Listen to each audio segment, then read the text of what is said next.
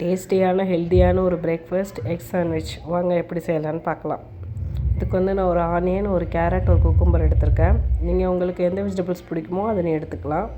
அதை நல்லா பொடி பொடியாக நறுக்கி எடுத்துக்கோங்க. நான் வந்து இன்றைக்கி சாப்பர் யூஸ் பண்ணி கட் பண்ணி எடுத்திருக்கேன். கட் பண்ண வெஜிடபிள்ஸோட உங்களுக்கு தேவையான அளவு சால்ட்டு சேர்த்து அதையும் நல்லா மிக்ஸ் பண்ணி எடுத்து வச்சுக்கோங்க. அது கூடவே கொஞ்சம் மயோனஸ் சேர்த்துக்கோங்க. நான் வந்து நார்மல் மயோனஸ் தான் சேர்த்துருக்கேன். நீங்கள் வந்து சில்லி மயோனஸ் கூட சேர்த்துக்கலாம்.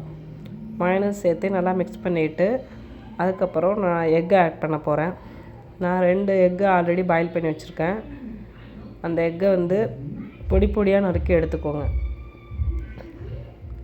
இந்த அளவுக்கு சின்ன சின்ன பீஸாக நறுக்கி எடுத்துகிட்டு அதை இதோடு ஆட் பண்ணி அதையும் நல்லா மிக்ஸ் பண்ணி எடுத்துக்கோங்க.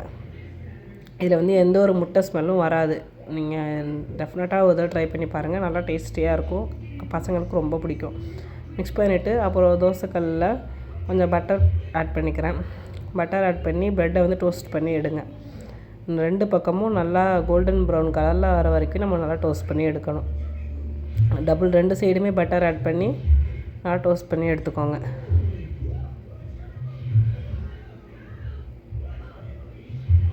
இந்த அளவுக்கு கோல்டன் ப்ரௌன் ஆனதுக்கப்புறம் இதில் வந்து நம்ம செஞ்சு வச்சுருக்க ஸ்டஃபிங்கை வந்து ஆட் பண்ண போகிறோம். தேவையான அளவுக்கு ஸ்டஃபிங் வச்சுக்கோங்க. ரொம்ப அதிகமாக ஸ்டஃபிங் வச்சிங்கன்னா அது வந்து வெளியே பல்ஜாகி வரும். நீங்கள் வந்து தேவையான அளவு ஸ்டஃபிங் ஆட் பண்ணிட்டு இன்னொரு ப்ரெட்டை மேலே ஆட் பண்ணி வச்சிட்டிங்கன்னா சூப்பரான டேஸ்டியான ப்ரெட் சாண்ட்விச் ரெடி.